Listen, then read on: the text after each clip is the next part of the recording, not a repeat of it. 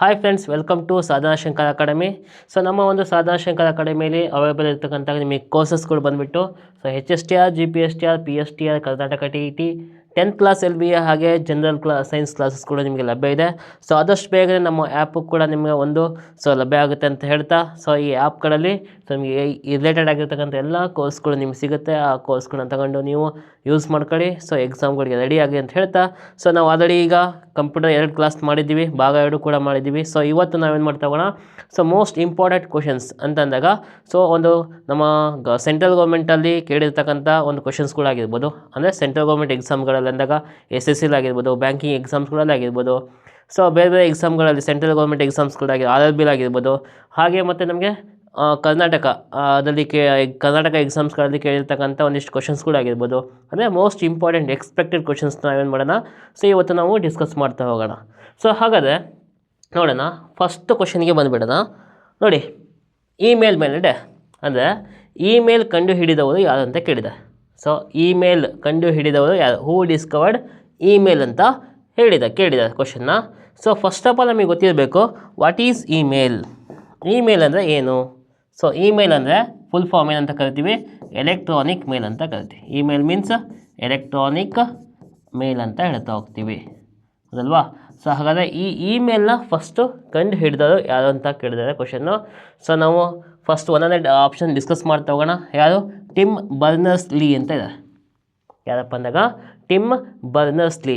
So ಹಾಗಾದರೆ ಇವರು ಯಾರು ಟಿಮ್ ಬರ್ನರ್ಸ್-ಲೀ ಅಂದರೆ ಯಾರು? ಸೊ ಇವರು ಕೂಡ ಒಬ್ಬರು ಕಂಪ್ಯೂಟರ್ ಸೈಂಟಿಸ್ಟೇ. ಸೊ ಇವರು ಏನು ಕಂಡುಹಿಡಿತಾರೆ ಅಂದಾಗ WWW, ನೀವೇನು ವರ್ಲ್ಡ್ ವೈಡ್ ವೆಬ್ ಅಂತ ಕರಿತೀರಲ್ವ, ಸೊ ಅದನ್ನ ಡಿಸ್ಕವರ್ ಮಾಡಿರೋ ಯಾರು? ಟಿಮ್ ಬರ್ನರ್ಸ್-ಲೀ. ಮತ್ತು ಇನ್ನೊಂದು HTML ಅಂತ ಕರಿತೀವಿ. HTML ಅಂದರೆ ಹೈಪರ್ ಟೆಕ್ಸ್ಟ್ ಮಾರ್ಕಪ್ ಲ್ಯಾಂಗ್ವೇಜ್ ಅಂತ ಕರಿತೀವಿ. ನೆಕ್ಸ್ಟು URL ಆಗಿರ್ಬೋದು, ಯೂನಿವರ್ಸಲ್ ರಿಸೋರ್ಸ್ ಲೊಕೇಟರ್ ಅಂತ ಕರಿತೀವಿ. ಸೊ ಹೀಗೆ ಅನೇಕ, ನಮ್ಗೆ ಇನ್ನೊಂದು ಯಾವುದು ಬರುತ್ತೆ, HTTP ಅಂತ ಬರುತ್ತೆ. HTTP hyper text transfer protocol. So ಇವೆಲ್ಲ ಡಿಸ್ಕವರ್ ಮಾಡಿರ್ತಕ್ಕಂಥ ವ್ಯಕ್ತಿ ಯಾರಪ್ಪ ಅಂದಾಗ ಟಿಮ್ ಬರ್ನರ್ಸ್-ಲೀ ಅಂತ ಕರಿತೀವಿ. ಅರ್ಥ ಆಯ್ತು ಅಂದ್ಕೊತೀನಿ. ಸೊ ನೆಕ್ಸ್ಟ್ ಬಂದುಬಿಟ್ಟು ನಮ್ಗೆ ನೋಡಿಲಿ, ರೇ ಟಾಮ್ಲಿನ್ಸನ್ ಅಂತ ಇದೆ. ರೇ ಟಾಮ್ಲಿನ್ಸನ್. ಸೊ ಈ ರೇ ಟಾಮ್ಲಿನ್ಸನ್ ನಾವೇನಂತ ಕರಿತೀವಿ ಇಲ್ಲಿ? ಸೊ ಯಾರು ಕಂಡು ಅಂದರೆ ಇಮೇಲ್ನ ಫೌಂಡರ್ ಅಥವಾ ಇಮೇಲ್ನ ಡಿಸ್ಕವರ್ ಮಾಡಿದ್ದಾರೆ ಅಂತ ಕಂಡಾಗ ನಮಗೆ ರೇ ಟಾಮ್ಲಿನ್ಸನ್ ಏನಂತ ಕರಿತೀವಿ ನಾವು.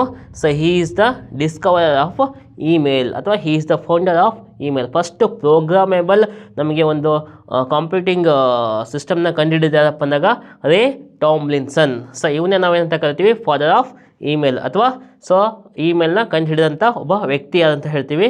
ಸೊ ರೇ ಟಾಮ್ಲಿನ್ಸನ್ ಅಂತ ಕರಿತಾ ಹೋಗ್ತೀವಿ. ಸೊ ನೆಕ್ಸ್ಟ್ ಇದೆ ಯಾವುದು? Option C, bill Gates. ನಿಮಗೆಲ್ಲ ಗೊತ್ತಿರ್ಬೋದು, ಯಾವುದು? ಮೈಕ್ರೋಸಾಫ್ಟ್ ಕಂಪ್ನಿ ಗೊತ್ತಿದೆ ಅಲ್ವಾ? ಆ ಮೈಕ್ರೋಸಾಫ್ಟ್ ಫೌಂಡರ್ ಯಾರಪ್ಪ ಅಂತಂದಾಗ ಬಿಲ್ ಗೇಟ್ಸ್ ಅಂತ ಹೇಳ್ತಾ ಹೋಗ್ತೀವಿ. ಸೊ ನೆಕ್ಸ್ಟು ನಿಮಗೆ ಎಲ್ಲರಿಗೂ ಗೊತ್ತಿರೋಂಗೆ ಚಾರ್ಲ್ಸ್ ಬ್ಯಾಬೇಜ್. ಸೊ ಇದನ್ನ ಚಿಕ್ಕವರಿದ್ದಾಗಿದ್ದಾಗೂ ನಾವು ಕಲಿತಾ ಬಂದಿದ್ದೀವಿ ಕಂಪ್ಯೂಟರ್ ಬಗ್ಗೆ. ಸೊ ಚಾರ್ಲ್ಸ್ ಬ್ಯಾಬೇಜ್ ಎಲ್ಲರಿಗೂ ಗೊತ್ತಿದೆ. ಸೊ ಇವನ್ನ ನಾವು ಫಾದರ್ ಆಫ್ ಕಂಪ್ಯೂಟರ್ ಅಂತ ಕರಿತೀವಿ. Father of computer. ಯಾಕೆ ಇವನ್ನ ಫಾದರ್ ಆಫ್ ಕಂಪ್ಯೂಟರ್ ಅಂತ ಕರೆಯೋದಕ್ಕೆ ರೀಸನ್ ಏನಪ್ಪ ಅಂತಂದಾಗ, ಸೊ ಇವನೇನು ಮಾಡ್ತಾನೆ, ಫಸ್ಟು ಪ್ರೋಗ್ರಾಮೇಬಲ್ ಏನು ಮಾಡ್ತಾನೆ, ಫಸ್ಟು ಪ್ರೋಗ್ರಾಮೇಬಲ್. ಸೊ ಏನು ಮಾಡ್ತಾನೆ, ಕಂಪ್ಯೂಟಿಂಗ್ ಡಿವೈಸ್ ಅಂತ ಹೇಳ್ತಾರೆ. ಕಂಪ್ಯೂಟಿಂಗ್ ಡಿವೈಸ್ ಅಂದರೆ ಸೊ ನಮಗೆ ಲೆಕ್ಕ ಮಾಡ್ತಕ್ಕಂಥ ಒಂದು ಪ್ರೋಗ್ರಾಮೇಬಲ್, ಅಂದರೆ ಆಟೋಮೆಟಿಕ್ ಆಗಿ ಲೆಕ್ಕ ಮಾಡ್ತಕ್ಕಂಥ ಒಂದು ಪ್ರೋಗ್ರಾಮೇಬಲ್ ಒಂದು ಕಂಪ್ಯೂಟರ್ನ, ಅಂದರೆ ಒಂದು ಮಷಿನ್ನ ಕಂಡುಹಿಡ್ತಾ ಹೋಗ್ತಾನೆ. ಸೊ ಹಾಗಾಗಿ ಇವನೇನು ಏನಂತ ಕರೀತಾರೆ, ಫಾದರ್ ಆಫ್ ಕಂಪ್ಯೂಟರ್ ಅಂತ ಕರೀತಾರೆ. Father of computer. ಸೊ ಹಾಗಾದರೆ ಸೊ ಇಮೇಲ್ನ ಕಂಡು ಹಿಡಿದವರು ಯಾರು ಅಂತ ಕೇಳಿದಾಗ ರೇ ಟಾಮ್ಲಿನ್ಸನ್ ಸರಿಯಾದ ಉತ್ತರ. ಓಕೆ, ನೆಕ್ಸ್ಟ್ ಕ್ವಶನ್ಗೆ ಹೋಗೋಣ. ಓಕೆ, ಸೆಕೆಂಡ್ ಕ್ವಶನ್ ನೋಡಿ, ಕಂಪ್ಯೂಟರ್ನಲ್ಲಿ ದತ್ತಾಂಶವನ್ನು ಸಂಗ್ರಹಿಸಲು ಬಳಸುವ ಅತ್ಯಂತ ಚಿಕ್ಕ ಘಟಕ ಯಾವುದು? ಅಂದರೆ ನಾವೇನು ಕಂಪ್ಯೂಟರ್ನಲ್ಲಿ ವರ್ಕ್ ಮಾಡ್ತಾ ಹೋಗ್ತೀವಿ, ಅದು ಸ್ಟೋರ್ ಮಾಡ್ತಕ್ಕಂಥ ಒಂದು ಚಿಕ್ಕ ಸ್ಮಾಲೆಸ್ಟ್ ನಮಗೆ ಡಿವೈಸ್ ಯಾವುದು ಅಂತ ಕೇಳಿದೆ. ಕಂಪ್ಯೂಟರ್ನ ಒಂದು ಸ್ಮಾಲೆಸ್ಟ್ ಪಾರ್ಟ್ ಯಾವುದು ಅಂತ ಕೇಳಿದೆ. ಅರ್ಥ ಆಯ್ತು ಅನ್ಕೊಂತೀನಿ ಕ್ವಶನ್ನು. ಅಂದರೆ which is the smallest storage part in computer. ಅಂದರೆ ಕಂಪ್ಯೂಟರ್ ನಮಗೆ ಏನಂತ ಕರಿತೀವಿ, ಸ್ಟೋರೇಜ್ ಅಂತ ಕರಿತಾ ಹೋಗ್ತೀವಿ ಅಂದಾಗ. ಸೊ ಕಂಪ್ಯೂಟರ್ನಲ್ಲಿ ಸ್ಟೋರೇಜ್ ಸಂಗ್ರಹ ಮಾಡ್ತಕ್ಕಂಥ ಇನ್ಫಾರ್ಮೇಷನ್ನ ಅಂದರೆ ಕಂಪ್ಯೂಟರ್ ಇನ್ಫಾರ್ಮೇಷನ್ನ ಸ್ಟೋರೇಜ್ ಮಾಡ್ತಕ್ಕಂಥ ಒಂದು ಚಿಕ್ಕ ಘಟಕ ಯಾವುದು ಅಂತ ಕೇಳಿದ್ದಾರೆ. ಸೊ ಇಲ್ಲಿ ಆಪ್ಷನ್ ಎ ನೋಡಿ, ಇಲ್ಲಿ ಏನಂತ ಇದೆ, ಆಪ್ಷನ್ ಎ ಬಂದುಬಿಟ್ಟು ಬಿಟ್ ಅಂತ ಇದೆ, ಬಿಟ್. ಆಪ್ಷನ್ ಬಿ ಬಂದುಬಿಟ್ಟು ಬೈಟ್ ಅಂತ ಇದೆ. ಆಪ್ಷನ್ ಸಿ ನಿಬ್ಬಲ್ ಇದೆ. Option C K B. So ಮೊನ್ನೆ ನಾನು ಏನು ಮಾಡಿದೆ ನಿಮಗೆ ಕನ್ವರ್ಷನ್ಸ್ ಅಂದರೆ ಸ್ಟೋರೇಜ್ನ ನಾವು ಹೇಗೆ ಕನ್ವರ್ಟ್ ಮಾಡ್ತಾ ಹೋಗ್ತೀವಿ ಅಂತ ತಿಳಿಸ್ಕೊಟ್ಟಿದೆ ಲಾಸ್ಟ್ ವೀಡಿಯೋದಲ್ಲಿ, ಅದು ಫಸ್ಟ್ ವೀಡಿಯೋದಲ್ಲಿ. ಸೊ ಇವಾಗ ನೋಡೋಣ ಒಂದಿಷ್ಟು ನಿಮಗೆ ಗೊತ್ತಿರಬೇಕು ಒಂದಿಷ್ಟು. ನೋಡಿ, ಒಂದು ಬಿಟ್ ಅಂತಂದರೆ 1 bit is equal to that is 0 or 1 ಅಂತ ಕರಿತೀವಿ. 1 ಬಿಟ್ ಅಂದರೆ ಐದರ್ 0 or 1 ಅಂತ ಕರಿತಾ ಹೋಗ್ತೀವಿ. 1 ಬೈಟ್ ಅಂತಂದರೆ 1 ಬೈಟ್ ಅಂತಂದಾಗ ಸೊ ನಮಗೆಷ್ಟು 8 ಬಿಟ್ಸ್ ಆಗಿರ್ತವೆ. 1 ಬೈಟ್ ಅಂದರೆ 8 ಬಿಟ್ಸ್ ಆಗಿರ್ತವೆ. 1 ನಿಬ್ಬಲ್ ಅಂದರೆ ನಮಗೆ 4 ಬಿಟ್ಸ್ ಆಗಿರ್ತವೆ. 1 ನಿಬ್ಬಲ್ ಅಂದರೆ 4 ಬಿಟ್ಸ್ ಆಗಿರ್ತವೆ. 1 ಕೆ ಬಿ ಅಂದರೆ 1024 ಬೈಟ್ಸ್ ಆಗಿರುತ್ತೆ. 1024 ಬೈಟ್ಸ್ ಆಗಿರುತ್ತೆ. ಸೊ ಅರ್ಥ ಆಯಿತು ಅಂದ್ಕೊತೀನಿ. ಸೊ ಇದು ಮುಂದಿನ ನಿಮಗೆ 1 ಕೆ ಬಿ ಆದಮೇಲೆ 1 MB, next 1 GB, next GB ಆದಮೇಲೆ ಗಿಗಾಬೈಟ್ ಆದಮೇಲೆ ಟೆರಾಬೈಟು ಟಿ ಬಿ ಬರುತ್ತೆ. ನೆಕ್ಸ್ಟು ಎಕ್ಸಾಬೈಟು. ಸೊ ಈ ಥರ ನಮ್ಗೆ ಏನಾಗುತ್ತೆ, ಸ್ಟೋರೇಜ್ ನಮಗೆ ಜಾಸ್ತಿ ಆಗ್ತಾ ಹೋಗುತ್ತೆ. ಸೊ ನೋಡಿ, 1 ಬಿಟ್ ಅಂದರೆ ಎಷ್ಟು, 0 or 1. ಸೊ ಏನಂತ ಕರಿತೀವಿ, 0 or 1 ಅಂತ ಕರಿತಾ ಹೋಗ್ತೀವಿ. 1 ಬೈಟ್ ಅಂತಂದಾಗ 8 ಬಿಟ್ಸು. 1 ನಿಬ್ಬಲ್ ಅಂದರೆ 4 ಬಿಟ್ಸು.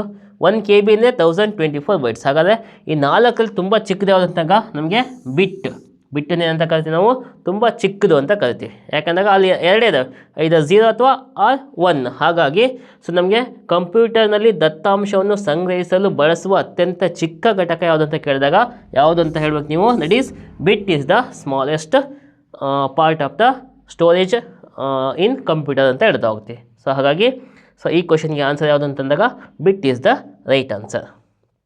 ಓಕೆ, ಥರ್ಡ್ ಕ್ವಶನ್ಗೆ ಹೋಗೋಣ. ಗೂಗಲ್ ಎನ್ನುವುದು ಒಂದು ಡ್ಯಾಶ್ ಅಂತ ಕೇಳಿದೆ. ಗೂಗಲ್ ಅಂದರೆ ಏನು ಅಂತ ಕೇಳಿದೆ. ಗೂಗಲ್ ಹಾಗಾದ್ರೆ ಏನು ನೋಡಿ. ಸೊ ಆಪ್ಷನ್ಸ್ಗಳು ನೋಡ್ತಾ ಬರೋಣ.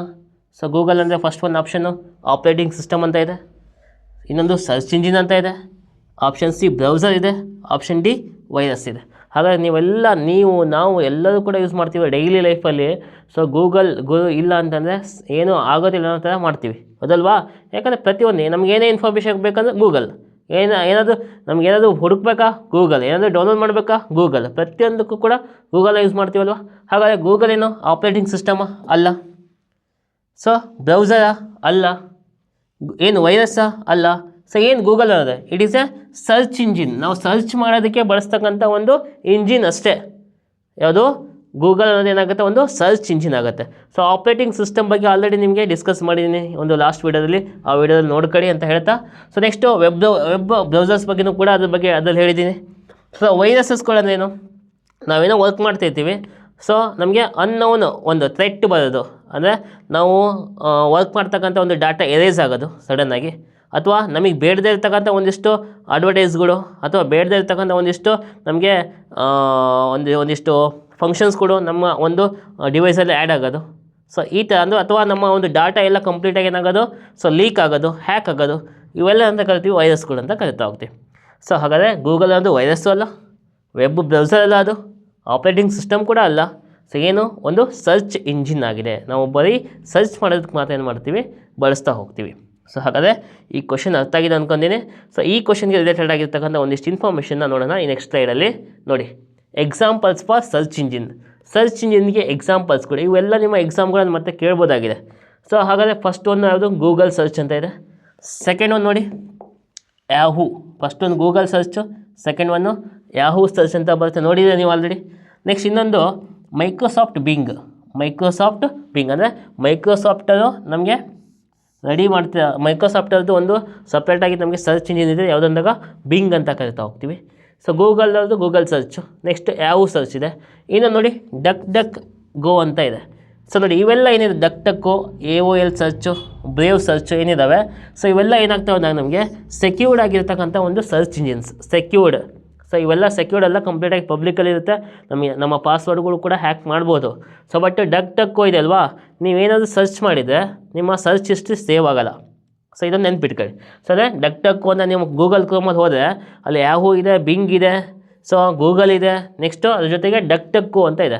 ಸೊ ನೀವು ಡಕ್ಕು ಅನ್ನೋ ಸರ್ಚಿನ ಸೆಲೆಕ್ಟ್ ಮಾಡ್ಕೊಂಬಿಟ್ರೆ ನೀವು ಏನೇ ಸರ್ಚ್ ಮಾಡಿದ್ರಲ್ಲಿ ಯಾವುದೂ ಒಂದು ಹಿಸ್ಟ್ರಿ ಏನಾಗಲ್ಲ, ಸ್ಟೋರ್ ಆಗೋಲ್ಲ. ಆ ಟೈಮಿಗೆ ಮಾತ್ರ ಏನಾಗುತ್ತೆ ಅಲ್ಲಿರುತ್ತೆ.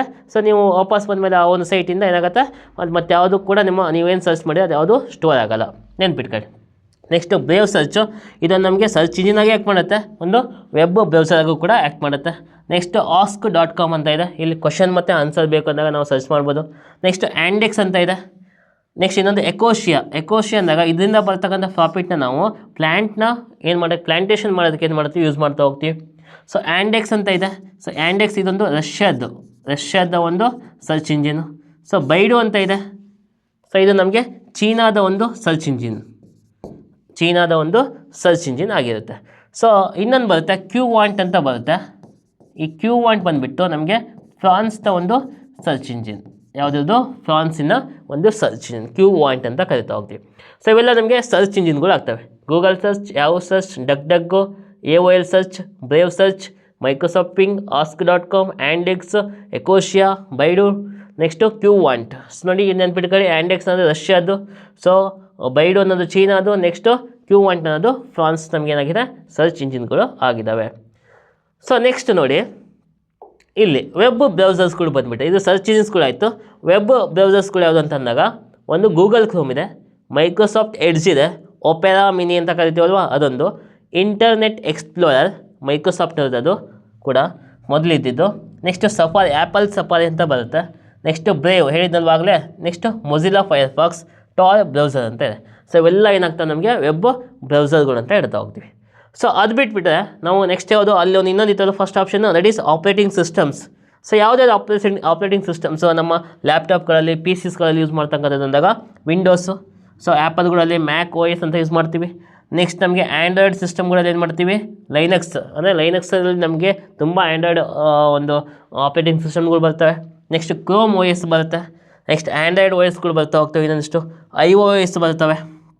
ಸೊ ಮ್ಯಾಕ್ OS ನಮಗೆ ಆ್ಯಪಲ್ ಏನು ಕಂಪ್ಯೂಟರ್ಸ್ಗಳು ಬರ್ತವೆ ಅದರಲ್ಲಿ ಬರುತ್ತೆ. iOS ನಮಗೆ ಏನಾಗುತ್ತೆ ಆ್ಯಪಲ್ ಮೊಬೈಲ್ಸ್ಗಳಲ್ಲಿ ಬರುತ್ತೆ. ನೆಕ್ಸ್ಟ್ ಯೂನಿಕ್ಸ್ ಆಗಿರ್ಬೋದು, BSD ಆಗಿರ್ಬೋದು. ಸೊ ಇವೆಲ್ಲ ಏನಾಗಿದ್ದಾವೆ ಅಂದಾಗ ನಮಗೆ ಆಪ್ರೇಟಿಂಗ್ ಸಿಸ್ಟಮ್ಗಳು ಆಗಿದ್ದಾವೆ. ಸೊ ಇವೊಂದಿಷ್ಟು ನೆನ್ಪಿಟ್ಕೊಳ್ಳಿ. ಸೊ ಎಕ್ಸಾಂಪಲ್ಗಳು ಕೇಳಿದ್ರೆ ಏನಾಗುತ್ತೆ ಈಸಿಯಾಗಿ ನೀವು ಆನ್ಸರ್ ಮಾಡ್ಬೋದು. ಓಕೆ, ಫೋರ್ತ್ ಕ್ವಶನ್ ನೋಡೋಣ.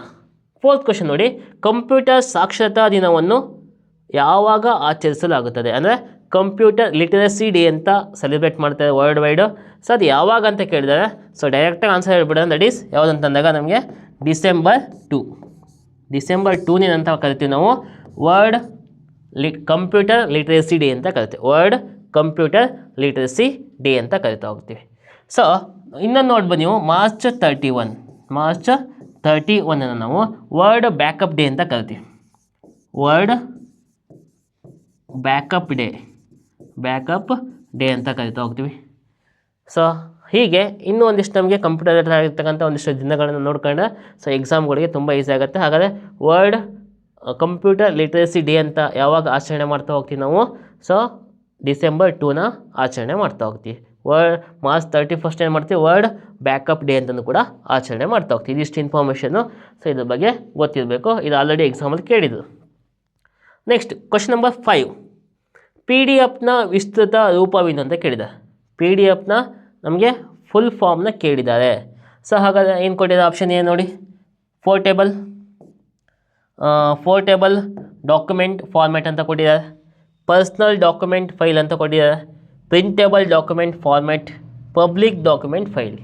ಸೊ ಹಾಗಾದರೆ ಇದರಲ್ಲಿ ನಮಗೆ ವಿಸ್ತೃತ ರೂಪ ಅಂದರೆ ಫುಲ್ ಫಾರ್ಮ್ ಬಂದುಬಿಟ್ಟು ಪೋರ್ಟೇಬಲ್ ಡಾಕ್ಯುಮೆಂಟ್ ಫಾರ್ಮ್ಯಾಟ್. PDF ಅಂದರೆ ಅದು ಪೋರ್ಟೇಬಲ್ ಡಾಕ್ಯುಮೆಂಟ್ ಫಾರ್ಮ್ಯಾಟ್. ಅಂದರೆ ನಮಗೆ ಪೋರ್ಟೇಬಲ್ ಮಾಡ್ಬೋದು. ಸೊ ಒಂದೇ ಕಡೆ ನಾವು ಎಲ್ಲಿ ರೆಡಿ ಮಾಡಿರ್ತೀವಿ ಅಲ್ಲೇ ಸ್ಟೋರ್ ಮಾಡೋದು, ಅಲ್ಲೇ ಇರೋಲ್ಲ ಅದು.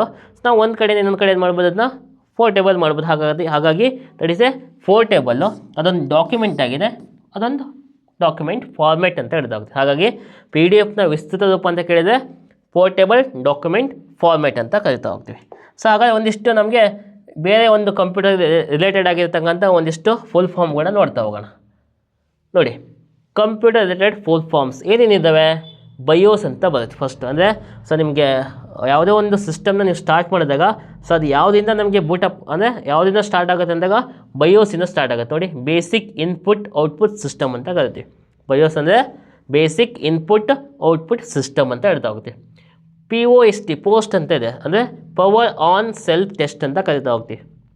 SMPS switch mode power supply. DVD ಅಂದರೆ ತುಂಬ ಸರಿ ಎಕ್ಸಾಮಲ್ಲಿ ಕೇಳ್ತಾರೆ, ಡಿಜಿಟಲ್ ವಿಡಿಯೋ ಡಿಸ್ಕ್ ಅಂತ ಹೇಳ್ತಾ ಹೋಗ್ತೀವಿ. CD ಮೀನ್ಸ್ ಕಾಂಪ್ಯಾಕ್ಟ್ ಡಿಸ್ಕ್ ಅಂತ ಕರಿತೀವಿ. I/O ಅಂತ ಇದು ಇಂಪಾರ್ಟೆಂಟ್, ಕೇಳಿರುತ್ತೆ ತುಂಬ ಸತಿ ಸಿಂಬಲ್ನ. ಇನ್ಪುಟ್ ಆ್ಯಂಡ್ ಔಟ್ಪುಟ್ ಅಂತ. I/O ಅಂದರೆ ಇನ್ಪುಟ್ ಆ್ಯಂಡ್ ಔಟ್ಪುಟ್. ನೆಕ್ಸ್ಟ್ ಇದೆ HDMI ಕೇಬಲ್ಗಳು ಯೂಸ್ ಮಾಡ್ತೀರಲ್ವ, HDMI ಕೇಬಲ್ ಅಂತ ಕರಿತಾ ಹೋಗ್ತೀರಾ ನೀವು. High definition multimedia interface. High definition multimedia interface USB ಕೇಳಿದ್ದೀರಾ ಹೌದಲ್ವಾ. ಸೊ ಅದೇ ಥರ ನಮಗೆ ಏನು ಬರುತ್ತೆ ಇಲ್ಲಿ HDMI ಅಂತ ಹೇಳ್ದಾಗ್ತೀವಿ. HDMI ಹೌದಲ್ವಾ. HDMI ಅಂದಾಗ ಹೈ ಡೆಫಿನೇಷನ್ ಮಲ್ಟಿಮೀಡಿಯಾ ಇಂಟರ್ಫೇಸ್ ಅಂದಾಗ ನಮಗೆ ಹೈ ಕ್ವಾಲಿಟಿ ನಮಗೆ ವೀಡಿಯೋಸ್ಗಳು ನಮಗೆ ಫೋಟೋಸ್ಗಳು ಬೇಕಾದಾಗ ನಾವೇನು ಮಾಡ್ತೀವಿ ಈ HDMI ಕೇಬಲ್ಗಳನ್ನ ಯೂಸ್ ಮಾಡ್ತೀವಿ. Next HDD hard disk drive ಅಂತ ಕರಿತಾ ಹೋಗ್ತೀವಿ. ಸೊ ಇದೊಂದು ಹಾರ್ಡ್ ಡಿಸ್ಕ್ ಡ್ರೈವ್ ಏನಾಗುತ್ತೆ ನಮಗೆ ಇದೊಂದು ಸೆಕೆಂಡರಿ ನಮಗೆ ಸ್ಟೋರೇಜ್ ಡಿವೈಸ್ ಆಗುತ್ತೆ. ನೆಕ್ಸ್ಟ್ NTFS ಅಂತ ಕರಿತೀವಿ, ನ್ಯೂ ಟೆಕ್ನಾಲಜಿ ಫೈಲ್ ಸಿಸ್ಟಮ್ ಅಂತ ಹೇಳ್ತಾ ಹೋಗ್ತೀವಿ. HTML ಅಂತ ಇದೆ, ಹೈಪರ್ ಟೆಕ್ಸ್ಟ್ ಮಾರ್ಕಪ್ ಲಾಂಗ್ವೇಜ್, ಇವಾಗಿನೂ ನೋಡಿದ್ವಿ ಆಗಲೇ ಫಸ್ಟ್ ಕ್ವಶನಲ್ಲಿ. Next DNS domain name system, ನಮಗೆ ಇಂಟರ್ನೆಟಲ್ಲಿ ಬರುತ್ತೆ ಇದು. PPP ಅಂತ ಹೇಳ್ತಾ ಹೋಗ್ತೀವಿ. ಪಾಯಿಂಟ್ ಟು ಪಾಯಿಂಟ್ ಪ್ರೋಟೋಕಾಲ್ ಅಂತ ಕರಿತೀವಿ, point to point protocol. SMTP simple mail transfer protocol, simple mail transfer protocol ಅಂದರೆ ಇಮೇಲ್ಗಳಲ್ಲಿ ಯೂಸ್ ಮಾಡ್ತಾ ಹೋಗ್ತೀವಿ. Next ALU arithmetic logic unit, first ಕ್ಲಾಸಲ್ಲಿ ನಾವು ಡಿಸ್ಕಸ್ ಮಾಡಿದ್ವಿ. IP ಅಂದರೆ ಇಂಟರ್ನೆಟ್ ಪ್ರೋಟೋಕಾಲ್ ಅಂತ ಕರಿತಾ ಹೋಗ್ತೀವಿ. ISP ಅಂದರೆ ಇಂಟರ್ನೆಟ್ ಸರ್ವಿಸ್ ಪ್ರೊವೈಡರ್. LAN ಅಂದರೆ ಲೋಕಲ್ ಏರಿಯಾ ನೆಟ್ವರ್ಕ್. LCD ಅಂದರೆ ಲಿಕ್ವಿಡ್ ಕ್ರಿಸ್ಟಲ್ ಡಿಸ್ಪ್ಲೇ. LED ಅಂತಂದರೆ ಲೈಟ್ ಎಮಿಟಿಂಗ್ ಡಯೋಡ್. MDA ಅಂತಂದಾಗ multiple document interface, multiple document interface. OMR optical mark reader, ತುಂಬ ಸತಿ ಕೇಳಿದ್ದಾರೆ ಆಪ್ಟಿಕಲ್ ಮಾರ್ಕ್ ರೀಡರ್. OTP ಅಂದರೆ one time password, ತುಂಬ ಜನ ಗೊತ್ತಿದೆ. PAN ಅಂತಂದರೆ personal area network. So LAN ಅಂದರೆ local area network. So PAN ಅಂದರೆ ಪರ್ಸ್ನಲ್ ಏರಿಯಾ ನೆಟ್ವರ್ಕ್. ಇದ್ರ ಬಗ್ಗೆ ಆಲ್ರೆಡಿ ಸೊ ಲಾಸ್ಟ್ ಕ್ಲಾಸಲ್ಲಿ ನಾನು ಡಿಸ್ಕಸ್ ಮಾಡಿದ್ದೀನಿ. PDF ಅಂದರೆ ಪೋರ್ಟೇಬಲ್ ಡಾಕ್ಯುಮೆಂಟ್ ಫಾರ್ಮ್ಯಾಟ್ ಅಂತ ಕರಿತಾ ಹೋಗ್ತೀವಿ. RAM ಅಂದರೆ random access memory. ROM means read only memory ಅಂತ ಹೇಳ್ತಾ ಹೋಗ್ತೀವಿ. SMTP ಸ್ಮಾಲ್ ಅಲ್ಲ, ಅದು ಸಿಂಪಲ್, ಆಗಲೇನು ನೋಡಿದ್ವರಲ್ಲಿ simple mail transfer protocol. SIM ಅಂತಂದಾಗ ಸಬ್ಸ್ಕ್ರೈಬರ್ಸ್ ಐಡೆಂಟಿಫಿಕೇಷನ್ ಮಾಡ್ಯೂಲ್ ಅಂತ ಹೇಳ್ತಾ ಹೋಗ್ತೀವಿ, ಸಬ್ಸ್ಕ್ರೈಬರ್ಸ್ ಐಡೆಂಟಿಫಿಕೇಷನ್ ಮಾಡ್ಯೂಲ್. URL ಅಂದಾಗ ಯೂನಿಫಾರ್ಮ್ ರಿಸೋರ್ಸ್ ಲೊಕೇಟರ್. USB ಅಂದಾಗ ಯೂನಿವರ್ಸಲ್ ಸೀರಿಯಲ್ ಬಸ್. WAN ಅಂದರೆ ವೈಡ್ ಏರಿಯಾ ನೆಟ್ವರ್ಕ್. ವೈಫೈ ಅಂತಂದಾಗ ವೈರ್ಲೆಸ್ ಫಿಡಿಲಿಟಿ. WWW ಅಂದರೆ ವರ್ಲ್ಡ್ ವೈಡ್ ವೆಬ್ ಅಂತ ಕರಿತಾ ಹೋಗ್ತೀವಿ. ಸೊ ಇವೆಲ್ಲ ಯಾಕೆ ಹಾಕ್ಕೊಂಡಿದೆ ಅಂತಂದಾಗ ತುಂಬ ಸತಿ ಎಕ್ಸಾಮ್ಗಳಲ್ಲಿ, ಅದರಲ್ಲೂ ಸೆಂಟ್ರಲ್ ಗೌರ್ಮೆಂಟ್ ಮತ್ತು ಸ್ಟೇಟ್ ಗೌರ್ಮೆಂಟ್ ಎಕ್ಸಾಮ್ಗಳಲ್ಲಿ ತುಂಬ ಸತಿ ಈ ಒಂದು ಫುಲ್ ಫಾರ್ಮ್ಗಳ ಮೇಲೆ ಒಂದು ಕ್ವಶನ್ಗಳ್ನ ರೈಸ್ ಮಾಡ್ತಾನೆ ಇರ್ತಾರೆ. ಹಾಗಾಗಿ ಸೊ ಒಂದು ಪ್ರತಿ ಕ್ಲಾಸಲ್ಲೂ ಒಂದಿಷ್ಟು ನಾವು ಫುಲ್ ಫಾರ್ಮ್ಗಳನ್ನ ತಿಳ್ಕೊತ ಹೋದಾಗ ಏನಾಗುತ್ತೆ ನಿಮಗೆ ಮುಂದೆ ಬರ್ತಕ್ಕಂಥ ಎಕ್ಸಾಮ್ಗಳಲ್ಲಿ ಆನ್ಸರ್ ಮಾಡೋಕ್ಕೆ ತುಂಬ ಈಸಿ ಆಗುತ್ತೆ ಅಂತ ಹೇಳ್ತಾ, ಸೊ ಇವಿಷ್ಟು ನಿಮಗೆ ಒಂದಿಷ್ಟು ಅಂದರೆ ಇದೇನು ದೊಡ್ಡ ಲಾರ್ಜ್ ಸ್ಕೇಲಲ್ಲಿ ನಾನು ಕೊಡ್ತೀನಿ ನಿಮ್ಗೆ ಇನ್ಫಾರ್ಮೇಷನ್ನು.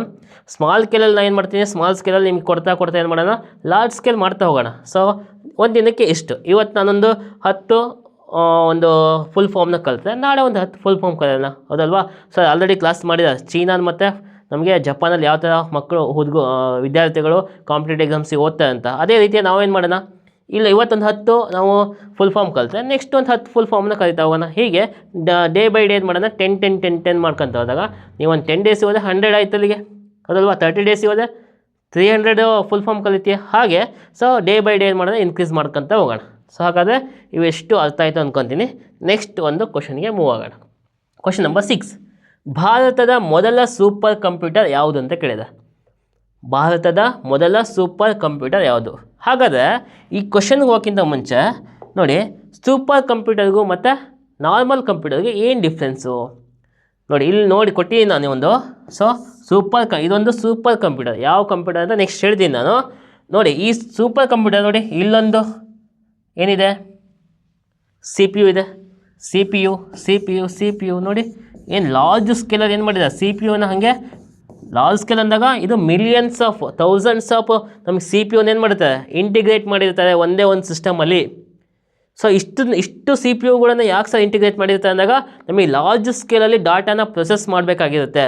ಸೊ ಲಾರ್ಜ್ ಸ್ಕೇಲ್ ಅಂದಾಗ ಎಲ್ಲಿ ಸರ್, ಸೊ ದೊಡ್ಡ ದೊಡ್ಡ ಇಂಡಸ್ಟ್ರಿಗಳಾಗಿರ್ಬೋದು, ಅಥವಾ ಏರೋಸ್ಪೇಸಲ್ಲಾಗಿರ್ಬೋದು, ಅಥವಾ ನಮಗೆ ಒಂದು ಸೈಂಟಿಫಿಕ್ಕಾಗಿ ನಾವು ಸೈಂಟಿಫಿಕ್ ಒಂದು ರಿಸರ್ಚ್ಗಳಲ್ಲಾಗಿರ್ಬೋದು, ದಟ್ ಮೀನ್ಸ್ DRDO, ISRO ಇಂಥಲ್ಲಾಗಿರ್ಬೋದು. ಸೊ ಇಂಥಲ್ಲಿ ಏನು ಮಾಡ್ತಾರೆ ಅಂದಾಗ ನಮಗೆ, ಸೊ ಈ ಒಂದು ಲಾರ್ಜ್ ಸ್ಕೇಲ್ ಕಂಪ್ಯೂಟರ್ಸ್ ಅಂದಾಗ ನಮಗೆ ಸೂಪರ್ ಕಂಪ್ಯೂಟರ್ಗಳನ್ನು ಯೂಸ್ ಮಾಡ್ತಾರೆ. ಅಂದರೆ ನಾರ್ಮಲ್ ಕಂಪ್ಯೂಟರ್ ಯೂಸ್ ಮಾಡ್ಕೊಂಡ್ರೆ ಅಷ್ಟು ಹೆವಿ ಡಾಟಾನ ಪ್ರೊಸೆಸ್ ಮಾಡೋಕ್ಕಾಗಲ್ಲ. ಹಾಗಾಗಿ ಈ ಸೂಪರ್ ಕಂಪ್ಯೂಟರ್ ಅಂದರೆ ಏನು ಸರ್ ಅಂತ ಅಂದಾಗ ನಮಗೆ ಲಾರ್ಜ್ ಸ್ಕೇಲಲ್ಲಿ ಡಾಟಾನ ಏನಾಗುತ್ತೆ, ಫಾಸ್ಟಾಗಿ ಪ್ರೊಸೆಸ್ ಮಾಡ್ತಾ ಹೋಗುತ್ತೆ. ಅಂದರೆ ತುಂಬ ಡಾಟಾನ ಒಂದೇ ಸತಿಗೆ ಏನಾಗುತ್ತೆ, ಸೊ ಫಾಸ್ಟಾಗಿ ಏನಾಗುತ್ತೆ, ಹೈ ಪರ್ಫಾರ್ಮೆನ್ಸ್ ಇರ್ತಕ್ಕಂಥ ಒಂದಿಷ್ಟು ನಮಗೆ ಕಂಪ್ಯೂಟರ್ಗಳನ್ನ ಏನಂತ ಕರಿತೀವಿ ನಾವು, ಆ ಸೂಪರ್ ಕಂಪ್ಯೂಟರ್ಗಳು ಅಂತ ಕರಿತೀವಿ. ಸೂಪರ್ ಕಂಪ್ಯೂಟರ್ಗಳು ಅಂತಂದರೆ ಎಷ್ಟೇ ನಮಗೆ ಹೈ ಪರ್ಫಾರ್ಮೆನ್ಸ್, ಲೋ ಪರ್ಫಾರ್ಮೆನ್ಸ್ ಇರಲ್ಲ, ಹೈ ಪರ್ಫಾರ್ಮೆನ್ಸ್ ಹೆಂಗಿರುತ್ತೆ, ನಾವು ಈ ಒಂದು ಸಿ ಪಿ ಯುಗಳನ್ನು ಏನಾಗುತ್ತೆ ಮಿಲಿಯನ್ಸ್ ಟುಗೆದರ್ ಮಾಡ್ತೀವಿ, ಒಂದೇ ಸಿಸ್ಟಮಲ್ಲಿ ನಾವು ಇಂಟಿಗ್ರೇಟ್ ಮಾಡಿರ್ತೀವಿ. ಸೊ ಅದರಿಂದ ಏನಾಗುತ್ತೆ, ಅದರ ಒಂದು ಕೆಪಾಸಿಟಿ, ಅದರ ಪರ್ಫಾರ್ಮೆನ್ಸ್ ಏನಾಗುತ್ತೆ ಜಾಸ್ತಿ ಆಗುತ್ತೆ. ಅದರಿಂದ ನಾವು ಲಾರ್ಜ್ ಸ್ಕೇಲಲ್ಲಿ ಡಾಟಾನ ಸೊ ಇಮ್ಮಿಡಿಯೇಟಾಗಿ ಪ್ರೊಸೆಸ್ ಮಾಡ್ಬೋದು. ಸೊ ಅವನ್ನ ನಾವು ಸೂಪರ್ ಕಂಪ್ಯೂಟರ್ ಅಂತ ಕರಿತೀವಿ. ನಮ್ಮ ಭಾರತದ ಅಂದರೆ ನಮ್ಮ ಸ್ವದೇಶದಲ್ಲಿ ರೆಡಿ ಆಗಿರ್ತಕ್ಕಂಥ first computer, that is the India's first indigenous computer ಯಾವುದಂತ ಕೇಳಿದಾಗ ನಮಗೆ ಆನ್ಸರ್ ಯಾವುದಂತಂದಾಗ ಪರಮ್ 8000. ನೆಕ್ಸ್ಟ್ ಇದಾದಮೇಲೆ ಪರಮ್ 10,000 ಅಂತ ಬರುತ್ತೆ. ಸೊ ಹೀಗೆ ನೆಕ್ಸ್ಟ್ ಕಂಪ್ಯೂಟರ್ಸ್ ಕೂಡ ಬರ್ತಾ ಹೋಗ್ತವೆ. ಸೊ ಫಸ್ಟ್ ನಮಗೆ ಭಾರತದಲ್ಲಿ ಇಂಡಿಜಿನಿಯಸ್ ಕಂಪ್ಯೂಟರ್ ಅಂದರೆ ಸ್ವದೇಶವಾಗಿ ರೆಡಿ ಮಾಡಿರ್ತಕ್ಕಂಥ ಸೂಪರ್ ಕಂಪ್ಯೂಟರ್ ಯಾವುದು ಅಂತ ಕೇಳಿದಾಗ ದಟ್ ಈಸ್ ಪರಮ್ 8000. ಸೊ ಇದೆ ನೋಡಿ, ನೀವು ನೋಡ್ತಿರೋ ಡಯಾಗ್ರಾಮಲ್ಲಿ ಇದೇ ಪರಮ್ 8000 ಕಂಪ್ಯೂಟರ್. ನೆಕ್ಸ್ಟ್ ಇನ್ನೊಂದು ಇದೆ ಸಾಗಾ 220 ಅಂತ ಇದೆ. ಇದು ಒಂದು ಸೂಪರ್ ಕಂಪ್ಯೂಟರು. ಎಲ್ಲಿ ಯೂಸ್ ಮಾಡಿದ್ದಾರೆ ಅಂದಾಗ ಅಂದರೆ ಇದನ್ನು ಬಿಲ್ಡ್ ಮಾಡಿದ್ದು ಇಸ್ರೋದವರು. ಸೊ ಅಂದರೆ ನಮಗೆ ಸೈಂಟಿಫಿಕ್ ರಿಸರ್ಚ್ ಪರ್ಪಸ್ಗೆ ಏನು ಮಾಡಿದ್ದಾರೆ, ಸಾಗಾ 22 SAGA 220 ಅಂತ ಏನು ಮಾಡಿದ್ದಾರೆ, ಒಂದು ಸೂಪರ್ ಕಂಪ್ಯೂಟರ್ನ ರೆಡಿ ಮಾಡಿದ್ದಾರೆ. ನೆಕ್ಸ್ಟ್ ಎನಿಯಾಕ್ ಅಂತ ಇದೆ, ಎನಿಯಾಕ್. ಸೊ ಇದು ಕೂಡ ಒಂದು ಫಸ್ಟ್ ಜನ್ರೇಷನ್ ಕಂಪ್ಯೂಟರ್. ಏನಿದು ಫಸ್ಟ್ ಜನ್ರೇಷನ್ ಕಂಪ್ಯೂಟರ್ ಅಂತ ಹೇಳ್ತಾ ಹೋಗ್ತೀವಿ. ಎನಿಯಾಕ್ ಅಂತ ಬರುತ್ತೆ. ನೆಕ್ಸ್ಟು ಯೂನಿವ್ಯಾಕ್ ಅಂತ ಬರುತ್ತೆ. ನೆಕ್ಸ್ಟು EDVAC ಅಂತ ಬರುತ್ತೆ. ಎನಿವ್ಯಾಕ್ ಆಗಿರ್ಬೋದು, ಯೂನಿವ್ಯಾಕ್ ಆಗಿರ್ಬೋದು, ನೆಕ್ಸ್ಟು EDVAC ಆಗಿರ್ಬೋದು. ಸೊ ಇವೆಲ್ಲ ಏನಾಗ್ತದೆ ನಮಗೆ first generation computer. So ENIAC ಅಂದಾಗ ಸೊ ನಿಮಗೆ electronic numerical integrator and computer ಅಂತ ಕರಿತಾ ಹೋಗ್ತೀವಿ. So electronic numerical integrator and computer ಇದರ ಫುಲ್ ಫಾರ್ಮ್. ಇದು ಒಂದು ಫಸ್ಟ್ ಜನ್ರೇಷನ್ ಕಂಪ್ಯೂಟರ್ ಅಂತ ಕರಿತಾ ಹೋಗ್ತೀವಿ. ನೆಕ್ಸ್ಟ್ ಯೂನಿವ್ಯಾಕ್ ಆಗಿರ್ಬೋದು, ನೆಕ್ಸ್ಟು EDVAC ಆಗಿರ್ಬೋದು. ಇವೆಲ್ಲ ಫಸ್ಟ್ ಜನ್ರೇಷನ್ ಕಂಪ್ಯೂಟರ್ಗಳಾಗಿರ್ತವೆ. ನೆಕ್ಸ್ಟ್ ನೋಡಿ ARPANET ಅಂತ ಇದೆ. ARPANET ಅಂತಾಗ advanced research project network company ಅಥವಾ advanced research project agency network. So ಏನಂತ ಕರಿತೀವಿ, ಇದೊಂದು US ಬೇಸ್ಡ್ ಏನಾಗಿದೆ, ಡಿಫೆನ್ಸ್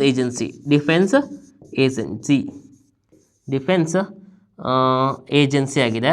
ಸೊ ಇದೇನು ಮಾಡುತ್ತೆ ಅಂದಾಗ ನಮಗೆ ಕಂಪ್ಯೂಟರ್ ಪ್ರೋಗ್ರಾಮಿಂಗ್ನ ಮಾಡ್ತಾ ಹೋಗುತ್ತೆ. ಅಂದರೆ ಡಿಫೆನ್ಸ್ ಪರ್ಪಸ್ಸಾಗಿ ಏನು ಮಾಡುತ್ತೆ, ಕಂಪ್ಯೂಟರ್ನ ಪ್ರೋಗ್ರಾಮಿಂಗ್ ಮಾಡ್ತಾ ಹೋಗ್ತಾರೆ. ಸೊ ಇವು ಯಾವುದು US ಬೇಸ್ಡ್ ಒಂದು ಡಿಫೆನ್ಸ್ ಏಜೆನ್ಸಿ ಆಗಿದೆ, ಯಾವುದು ARPANET. ಇದ್ರ ಬಗ್ಗೆ ಇಷ್ಟು ಇನ್ಫಾರ್ಮೇಷನ್ ಗೊತ್ತಿರಲಿ. ಸೊ ಮುಂದಿನ ಕ್ಲಾಸ್ಗಳು ಏನು ಮಾಡೋಣ, ಇದಕ್ಕಿಂತ ಇನ್ನು ಜಾಸ್ತಿ ಇನ್ಫಾರ್ಮೇಷನ್ನ ಈ ಒಂದು ಸೂಪರ್ ಕಂಪ್ಯೂಟರ್ಗಳ ಬಗ್ಗೆ ನೋಡ್ತಾ ಹೋಗೋಣ ಅಂತ ಹೇಳ್ತಾ, ಸೊ ಈಗ ಒಂದು ಕ್ವಶನ್ ಅರ್ಥ ಆಗಿದೆ ಅಂದ್ಕೊಂಡು ನೆಕ್ಸ್ಟ್ ಕ್ವಶನ್ಗೆ ಮೂವ್ ಆಗೋಣ. ಕ್ವಶನ್ ನಂಬರ್ 7 ನೋಡಿ, MS ಎಕ್ಸೆಲ್ನಲ್ಲಿ ಒಂದು ಫೈಲನ್ನು ಏನೆಂದು ಕರೆಯುತ್ತಾರೆ? ಸೊ ನೀವು ನೋಡಿದ್ರಲ್ವಾ, ಮೈಕ್ರೋಸಾಫ್ಟ್ ಅಂತ ಬಂದಾಗ ಏನಾಗುತ್ತೆ, ನಮಗೆ ಮೈಕ್ರೋಸಾಫ್ಟ್ ವರ್ಡ್ ಬರುತ್ತೆ, ಮೈಕ್ರೋಸಾಫ್ಟ್ ಪವರ್ ಪಾಯಿಂಟ್ ಬರುತ್ತೆ, ಹಾಗೆ ಮೈಕ್ರೋಸಾಫ್ಟ್ ಎಕ್ಸೆಲ್ ಅಂತ ಬರುತ್ತೆ. ಆ ಮೈಕ್ರೋಸಾಫ್ಟ್ ಎಕ್ಸೆಲಲ್ಲಿ ಒಂದು ಫೈಲನ್ನು ಏನಂತ ಕರೀತಾರೆ ಅಂತ ಹೇಳಿದ್ದಾರೆ. ಸೊ ಫಸ್ಟ್ ಒನ್ ನೋಡಿ, ಆಪ್ಷನ್ನು ವರ್ಕ್ ಬುಕ್ ಅಂತ ಇದೆ, ಡಾಕ್ಯುಮೆಂಟ್ ಅಂತ ಇದೆ, ಸ್ಲೈಡ್ ಅಂತ ಇದೆ, ಡೇಟಾಬೇಸ್ ಅಂತ ಇದೆ. ಸೊ ಹಾಗಾದರೆ ಇದಕ್ಕೆ ಆನ್ಸರ್ ಬಂದುಬಿಟ್ಟು ವರ್ಕ್ ಬುಕ್ ಅಂತ ಕರಿತಾ ಹೋಗ್ತೀವಿ, ಅಥವಾ ಇದಕ್ಕೆ ಸ್ಪ್ರೆಡ್ ಶೀಟ್ ಅಂತಲೂ ಕೂಡ ಕರಿತೀವಿ. ಸ್ಪ್ರೆಡ್ ಶೀಟ್ ಅಂತ ಕರಿತಾ ಹೋಗ್ತೀವಿ, ಅಥವಾ ವರ್ಕ್ ಶೀಟ್ ಅಂತ ಕರಿತೀವಿ. ವರ್ಕ್ ಶೀಟ್ ಅರ್ಥ ಆಯ್ತಾ, ಹೌದಲ್ವಾ? ಸೊ ನೋಡಿ, ಆ ಒಂದು ಎಕ್ಸೆಲಲ್ಲಿ ಇರ್ತಕ್ಕಂಥ ಒಂದು ಫೈಲನ್ನು ಏನಂತ ಕರಿತೀವಿ ನಾವು, ವರ್ಕ್ ಬುಕ್ ಅಂತ ಕರಿತೀವಿ, ಅದರ್ವೈಸ್ ಸ್ಪ್ರೆಡ್ ಶೀಟ್ ಅಂತ ಕರಿತೀವಿ, ಅಥವಾ ವರ್ಕ್ಶೀಟ್ ಅನ್ನೋದು ಕೂಡ ಕರಿತಾ ಹೋಗ್ತೀವಿ. ನೋಡಿ ಇದ್ರ ಬಗ್ಗೆ ಇನ್ನೊಂದು ಇನ್ಫಾರ್ಮೇಷನ್ ಹೇಳಬೇಕಂದಾಗ ನೀವು ಎಕ್ಸೆಲ್ನ ಓಪನ್ ಮಾಡಿದ ತಕ್ಷಣ ನಿಮಗೆ ಕೆಳಗಡೆ ಏನಾಗುತ್ತೆ 3 ನಮಗೆ ಒಂದು ಫೈಲ್ಗಳು ಓಪನ್ ಆಗ್ತವೆ. ಅಂದರೆ 3 ಏನಾಗುತ್ತೆ ನಮಗೆ ಫೈಲ್ಗಳು, ಒಂದು ಫೈಲ್ ಅಂದರೆ ಒಂದು ವರ್ಕ್ ಬುಕ್ಕಲ್ಲಿ ನಮಗೆ 3 ಏನಾಗುತ್ತೆ ಶೀಟ್ಗಳು, ಸ್ಪ್ರೆಡ್ ಶೀಟ್ಗಳು ಏನಾಗ್ತವೆ ಓಪನ್ ಆಗ್ತವೆ ಬೈ ಡಿಫಾಲ್ಟ್. ಸೊ ಇದನ್ನು ಕೂಡ ಎಕ್ಸಾಮಲ್ಲಿ ನಿಮಗೆ ಕೇಳ್ಬೋದು. ನೆಕ್ಸ್ಟ್ ಡಾಕ್ಯುಮೆಂಟ್ ಇದೆ, ಏನು ಮಾಡ್ತೀವಿ ವರ್ಡಲ್ಲಿ ಡಾಕ್ಯುಮೆಂಟ್ಸ್ ಎಲ್ಲಿ ನಾವು ಇರ್ತವೆ ಅಂದಾಗ ಡಾಕ್ಯುಮೆಂಟ್ ಫಾರ್ಮ್ಯಾಟ್ ನಮಗೆ ವರ್ಡಲ್ಲಿ ಯೂಸ್ ಮಾಡ್ತೀವಿ. ಸ್ಲೈಡ್ ಫಾರ್ಮ್ಯಾಟಲ್ಲಿ ಯೂಸ್ ಮಾಡ್ತೀವಿ ಅಂದಾಗ ಪವರ್ ಪಾಯಿಂಟ್ ಪ್ರೆಸೆಂಟೇಷನ್ ನಾವು ಯೂಸ್ ಮಾಡ್ತಾ ಹೋಗ್ತೀವಿ. ಡೇಟಾಬೇಸ್ ಏನೇನು collection of multi data. So ನಮಗೆ ಬೇರೆ ಬೇರೆ ಡಾಟಾ ಏನು ಮಾಡ್ತೀವಿ ಕಲೆಕ್ಷನ್ ಮಾಡ್ಕೊಂಡು ಎಲೆಕ್ಟ್ರಾನಿಕಲಿ ನಾವು ಏನು ಮಾಡ್ತೀವಿ ಯೂಸ್ ಮಾಡ್ಬೋದು. ಅದನ್ನ ಸ್ಟೋರೇಜು ಪರ್ಪಸಸ್ ಆಗಿ ಅಥವಾ ಬೇರೆ ಬೇರೆ ಕಡೆ ನಾವೇನು ಮಾಡ್ಬೋದು ಒಂದು ಡಾಟಾನ ಒಂದು ಕಲೆಕ್ಷನ್ ಮಾಡ್ಕೊಂಡು ಏನು ಮಾಡ್ಬೋದು ಎಲೆಕ್ಟ್ರಾನಿಕಲಿ ನಮಗೆ ಡಿಜಿಟಲಿ ಎಸ್ಪೆಷಲಿ ಏನು ಡಿಜಿಟಲಿ ಕೂಡ ನಾವೇನು ಮಾಡ್ಬೋದು ಆ ಒಂದು ಡಾಟಾನ ಯೂಸ್ ಮಾಡ್ಬೋದು ಆಗಿದೆ. ಸೊ ಹಾಗಾದರೆ MS Excelನಲ್ಲಿ ಒಂದು ಫೈಲ್ ಏನಂತ ಕರಿತೀವಿ ವರ್ಕ್ ಬುಕ್ ಅಥವಾ ಸ್ಪ್ರೆಡ್ಶೀಟ್ ಅಂತ ಕರಿತಾ ಹೋಗುತ್ತೆ. ಹಾಗಾದರೆ ಈ ಕ್ವಶನ್ನು ಅರ್ಥ ಆಗಿದೆ ಅಂದ್ಕೊಂಡು ನೆಕ್ಸ್ಟ್ ಕ್ವಶನ್ಗೆ ಮೂವ್ ಆಗೋಣ. ಕ್ವಶನ್ ನಂಬರ್ 8 ನೋಡಿ, ಕಂಪ್ಯೂಟರ್ ಜಾಲಬಂಧಗಳ ರಾಜ ಅಂದರೆ ನೆಟ್ವರ್ಕ್ ಆಫ್ ನೆಟ್ವರ್ಕ್ಸ್ ಯಾವುದನ್ನು ಅಂತ ಕರಿತಾ ಹೋಗ್ತೀವಿ. ಸೊ ಅಂದರೆ ನೆಟ್ವರ್ಕ್ ಆಫ್ ನೆಟ್ವರ್ಕ್ಸ್ ಅಂದರೆ ಯಾವುದು ಅಂತ ಕೇಳಿದ್ದಾರೆ. ನೆಟ್ವರ್ಕ್ ಅಂದರೆ ಜಾಲಬಂಧಗಳ ರಾಜ. ಸೊ ನೀವು ನೋಡಿರ್ಬೋದು ಫಸ್ಟ್ ಆಪ್ಷನ್ ನೋಡಿ ಇಲ್ಲಿ ಇಂಟ್ರಾನೆಟ್ ಅಂತ ಇದೆ, ನೆಕ್ಸ್ಟ್ ಇಂಟರ್ನೆಟ್ ಇದೆ, ಲೋಕಲ್ ಏರಿಯಾ ನೆಟ್ವರ್ಕ್ ಅಂತ ಇದೆ, ವೈಡ್ ಏರಿಯಾ ನೆಟ್ವರ್ಕ್ ಅಂತ ಇದೆ. ಇಂಟ್ರಾನೆಟ್ ಏನಿದು ಇಂಟ್ರಾನೆಟ್ ಏನು ಸರ್ ಇಂಟರ್ನೆಟ್ ಅಂದಾಗ? So within the company, within the office, within the school ಅವ್ರಿಗೆ ಮಾತ್ರ ಸೀಮಿತ ಆಗಿತ್ತು. ಆ ನೆಟ್ವರ್ಕ್ ಏನಾಗಿದೆ ಅವ್ರಿಗೆ ಮಾತ್ರ ಸೀಮಿತ ಆಗಿದೆ, ಬೇರೆ ಯಾರೂ ಕೂಡ ಇದನ್ನ ಯೂಸ್ ಮಾಡೋಕ್ಕಾಗಲ್ಲ. ಇದು ಒಂದು ಸೆಕ್ಯೂರ್ಡ್ ಒಂದು ಪ್ರೋಗ್ರಾಮಿಂಗ್ ಫಂಕ್ಷನ್ ಆಗಿದೆ. ಅಂದರೆ ಒಂದು ಸೆಕ್ಯೂರ್ಡ್ ಆಗಿರುತ್ತೆ. ಈ ಒಂದು ಇಂಟರ್ನೆಟ್ ಏನಾಗಿದೆ ಅಂದಾಗ ಒಂದು ಸೆಕ್ಯೂರ್ಡ್ ನೆಟ್ವರ್ಕ್ ಆಗಿದೆ. ಯಾಕೆಂದಾಗ ಆ ಕಂಪ್ನಿ ಎಂಪ್ಲಾಯೀಸ್ ಆಗಿರ್ಬೋದು, ಆ ಒಂದು ಸ್ಕೂಲಲ್ಲಿ ವರ್ಕ್ ಮಾಡ್ತಕ್ಕಂಥ ಎಂಪ್ಲಾಯೀಸ್ ಆಗಿರ್ಬೋದು, ಅಥವಾ ಒಂದು ಆಫೀಸಲ್ಲಿ ವರ್ಕ್ ಮಾಡ್ತಕ್ಕಂಥ ಎಂಪ್ಲಾಯೀಸ್ಗಾಗಿರ್ಬೋದು, ಅವ್ರು ಮಾತ್ರ ಏನಾಗ್ಬೋದು ಆ ಒಂದು ನೆಟ್ವರ್ಕ್ಗೆ ಲಾಗಿನ್ ಆಗಿ ವರ್ಕ್ ಮಾಡ್ಬೋದು. ಬಿಟ್ಟರೆ ಬೇರೆ ಹೊರಗಿನ ಯಾರು ಕೂಡ ಏನು ಮಾಡೋಕ್ಕಾಗಲ್ಲ ಲಾಗಿನ್ ಆಗಿ ವರ್ಕ್ ಮಾಡೋಕ್ಕೆ ಅಥವಾ ಡಾಟಾನ ಹ್ಯಾಕ್ ಮಾಡೋಕ್ಕೆ ಸಾಧ್ಯ ಇಲ್ಲ. ಸೊ ಇದೊಂದು ಸೆಕ್ಯೂರ್ಡ್ ನೆಟ್ವರ್ಕ್ ಸರ್ವಿಸ್ ಆಗಿದೆ. ಯಾವುದು ಇಂಟರ್ನೆಟ್ ವಿತಿನ್ ದ ಒಂದು ಸ್ಮಾಲ್ ರೀಜನ್ ಒಳಗಡೆ ಇರ್ತಕ್ಕಂಥ ಒಂದಿಷ್ಟು ಎಂಪ್ಲಾಯೀಸ್ಗಳು ಏನು ಮಾಡ್ಬೋದು ಅಲ್ಲಿ ವರ್ಕ್ ಮಾಡ್ಬೋದಾಗಿದೆ. ನೆಕ್ಸ್ಟ್ ಇದೆ ಇಂಟರ್ನೆಟ್. ಸೊ ಇದನ್ನೇ ನಾವೇನಂತ ಕರಿತೀವಿ ನೆಟ್ವರ್ಕ್ ಆಫ್ ನೆಟ್ವರ್ಕ್ಸ್ ಅಂತ ಕರಿತೀವಿ. ಎಂದು ಜಾಲಬಂಧಗಳ ರಾಜ ಅಂತ ಯಾವುದನ್ನು ಕರಿತೀವಿ ನಾವು ಇಂಟರ್ನೆಟ್ನ ಕರಿತಾ ಹೋಗ್ತೀವಿ. ಯಾಕೆಂದಾಗ ಇದನ್ನ ಪಬ್ಲಿಕ್ ಯಾರು ಬೇಕಾದ್ರೂ ಯೂಸ್ ಮಾಡ್ಬೋದಾಗಿದೆ. ಹಾಗಾಗಿ ಇದನ್ನ network of networks world wide ನಾವೇನು ಮಾಡ್ಬೋದು ಈ ಒಂದು ಇಂಟರ್ನೆಟ್ನ ಯೂಸ್ ಮಾಡ್ಬೋದಾಗಿದೆ. ನೆಕ್ಸ್ಟ್ ಇದೆ ಲೋಕಲ್ ಏರಿಯಾ ನೆಟ್ವರ್ಕ್, ಲ್ಯಾನ್ ಅಂತ ಕರಿತಾ ಹೋಗ್ತೀವಿ. ಸೊ ಈ ಲ್ಯಾನ್ ಅಂದ್ರೇನು? ಲೋಕಲ್ ಏರಿಯಾ ನೆಟ್ವರ್ಕ್ ಅಂದಾಗ ಒಂದು ಆಫೀಸು, ಒಂದು ಕಂಪ್ನಿ ಒಳಗಡೆ ಇರ್ತಕ್ಕಂಥ ಒಂದಿಷ್ಟು ಎಂಪ್ಲಾಯೀಸ್ಗಳು ಅವ್ರು ಏನು ಮಾಡ್ಬೋದು ಅಷ್ಟು ಮಾತ್ರ ಆ ಕಂಪ್ಯೂಟರ್ಗಳಿಗೆ ಲಿಂಕ್ ಇರುತ್ತೆ. ಅಲ್ಲಿಂದ ಅದಿಷ್ಟು ಒಂದು ಸರ್ವಿಸ್ ಒಂದು ದಟ್ ಮೀನ್ಸ್ ಒಂದು 2 ಕಿಲೋಮೀಟರ್ ರೇಡಿಯಸಲ್ಲಿ ಇರ್ತಕ್ಕಂಥ ಒಂದಿಷ್ಟು ಆಫೀಸು ಸ್ಕೂಲಲ್ಲಿ ಏನು ಮಾಡ್ಬೋದು ಈ ಒಂದು ನೆಟ್ವರ್ಕ್ ಲ್ಯಾನನ್ನು ಯೂಸ್ ಮಾಡ್ತಾ ಹೋಗ್ತಾರೆ. ನೆಕ್ಸ್ಟ್ ವೈಡ್ ಏರಿಯಾ ನೆಟ್ವರ್ಕ್ ಅಂದ್ರೇನು? ವೈಡ್ ಏರಿಯಾ ನೆಟ್ವರ್ಕ್ ವ್ಯಾನ್ ಅಂತ ಕರಿತಾ ಹೋಗ್ತೀವಿ. Van means wide area network ಅಂದಾಗ ಸೊ ಇವಾಗ ಫಾರ್ ಎಕ್ಸಾಂಪಲ್ ನಾನಿಲ್ಲಿ ಪಾಠ ಮಾಡ್ತಕ್ಕಂಥದ್ದು ಸೊ ನೀವೆಲ್ಲ ಇಡೀ ಕರ್ನಾಟಕದಲ್ಲಿ ನೋಡ್ಬೋದು, ಇಡೀ ಇಂಡಿಯಾದಲ್ಲಿ ನೋಡ್ಬೋದು, ಅಥವಾ ಎಲ್ಲೋ ಅಮೇರಿಕಾ ಅಥವಾ ಔಟ್ ಆಫ್ ನೀವು ಸ್ಟೇಟ್ ಆಗಿರ್ಬೋದು ಔಟ್ ಆಫ್ ನೇಷನ್ನೇ ಓದೋದು ಕೂಡ ಏನಾಗ್ಬೋದು ಅಲ್ಲಿ ಬೇರೆ ಸ್ಟೇಟಲ್ಲೂ ಅಥವಾ ಬೇರೆ ಒಂದು ಸೊ ನಮ್ಮ ದೇಶದಲ್ಲೂ ಕೂಡ ಏನು ಮಾಡ್ಬೋದು ಈ ಕ್ಲಾಸ್ಗಳನ್ನು ನೋಡ್ಬೋದಾಗಿದೆ. ಹಾಗಾದರೆ ಸೊ ವೈಡ್ ಏರಿಯಾ ನೆಟ್ವರ್ಕ್ ಅಂದಾಗ ಸೊ ವರ್ಲ್ಡ್ ವೈಡ್ ಅಂದರೆ ತುಂಬ ಲಾರ್ಜ್ ಸ್ಕೇಲಲ್ಲಿ ಏನಾಗುತ್ತೆ ನಮಗೆ ಈ ನೆಟ್ವರ್ಕು ಪ್ರೊವೈಡ್ ಆಗುತ್ತೆ. ಸೊ ಇದು ನಮಗೆ ವ್ಯಾನ್ ಅಂತ ಕರಿತಾ ಹೋಗ್ತೀವಿ. ಇನ್ನೊಂದು ಮ್ಯಾನ್ ಅಂತ ಇದೆ, ಮೆಟ್ರೋಪಾಲಿಟನ್ ಏರಿಯಾ ನೆಟ್ವರ್ಕ್ ಅಂತ ಇದೆ. ಸೊ ಅದು ನಮಗೆ ಒಂದು ಸಿಟಿ ರೇಂಜಲ್ಲಿ ಇರ್ತಕ್ಕಂಥ ಒಂದಿಷ್ಟು ಒಂದು ಆಫೀಸ್ ಆಗಿರ್ಬೋದು, ಒಂದಿಷ್ಟು ಸಬಾರ್ಡರ್ಸ್ ಆಗಿರ್ಬೋದು, ಅಲ್ಲಿ ಏನಾಗ್ಬೋದು ನಮಗೆ ಆ ಒಂದು ನೆಟ್ವರ್ಕ್ ಯೂಸ್ ಆಗ್ತಾ ಹೋಗುತ್ತೆ. ಸೊ ಹಾಗಾದರೆ ನೆಟ್ವರ್ಕ್ ಆಫ್ ನೆಟ್ವರ್ಕ್ಸ್ ಯಾವುದು ಅಂತ ಕೇಳಿದಾಗ ಇಂಟರ್ನೆಟ್ ಈಸ್ ದ ಆನ್ಸರ್ ಅಂತ ಹೇಳ್ತಾ ಹೋಗ್ತೀವಿ.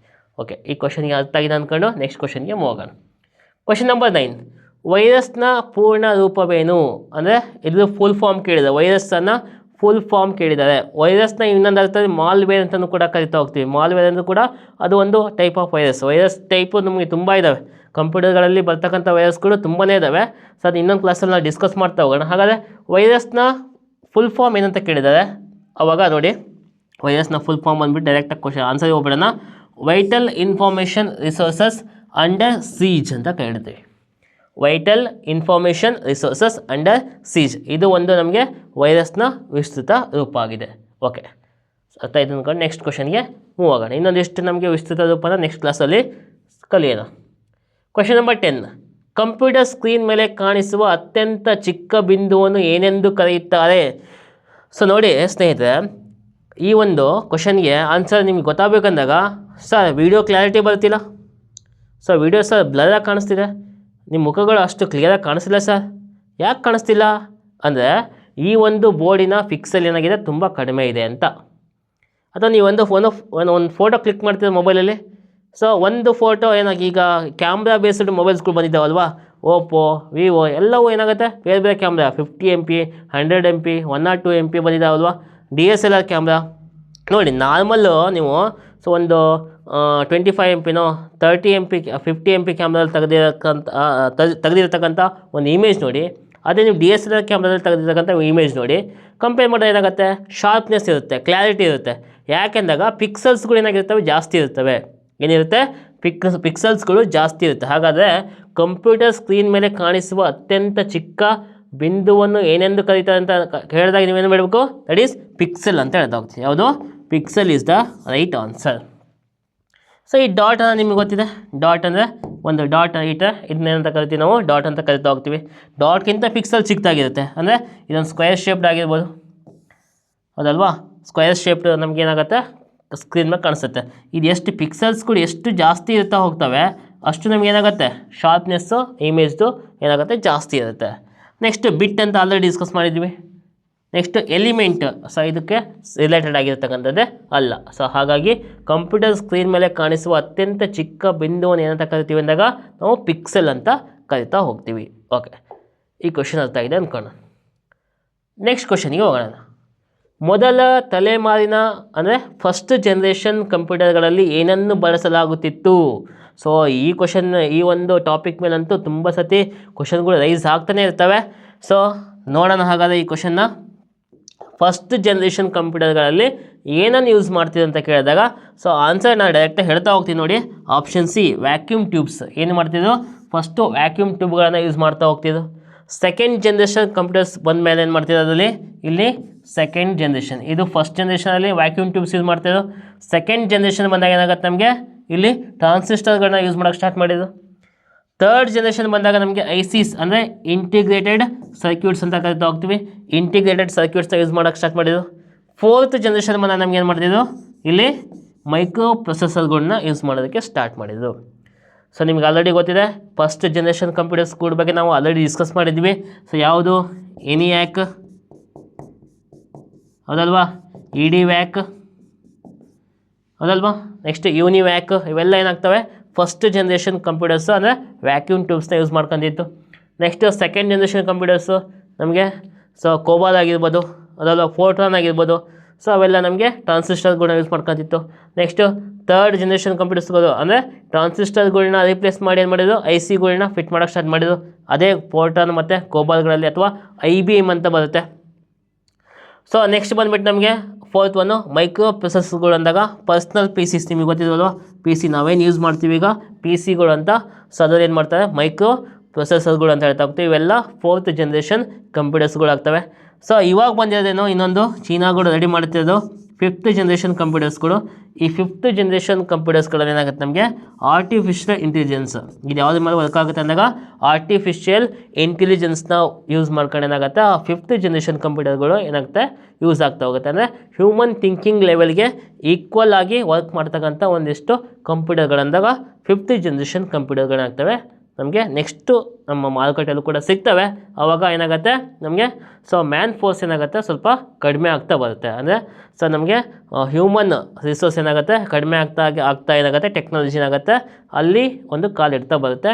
ಸೊ ಹಾಗಾಗಿ first generation, second, third, fourth generation ತುಂಬಾ ಇಂಪಾರ್ಟೆಂಟು ಎಕ್ಸಾಮ್ಗಳಲ್ಲಿ ಕೇಳ್ತಕ್ಕಂಥ ಕ್ವಶನ್ಗಳು ಅಂತ ಹೇಳ್ತಾವೆ. ಓಕೆ, ಈ ಕ್ವಶನ್ ಎಲ್ಲರಿಗೂ ಅರ್ಥ ಆಯಿತು ಅಂತ ಅಂದ್ಕೊಳ್ತೀನಿ. ಓಕೆ, ಇಲ್ಲಿವರೆಗೂ ನಾವೇನು ಮಾಡಿದ್ವಿ, ಸೊ ಒಂದು ಸೆಂಟ್ರಲ್ ಗೌರ್ಮೆಂಟ್ ಮತ್ತು ಸ್ಟೇಟ್ ಗೌರ್ಮೆಂಟಲ್ಲಿ ಕೇಳಿರ್ತಕ್ಕಂಥ ಅಪ್ ಟು 11 ಕ್ವಶನ್ಸ್ಗಳನ್ನ ಡಿಸ್ಕಸ್ ಮಾಡಿದ್ದೀವಿ.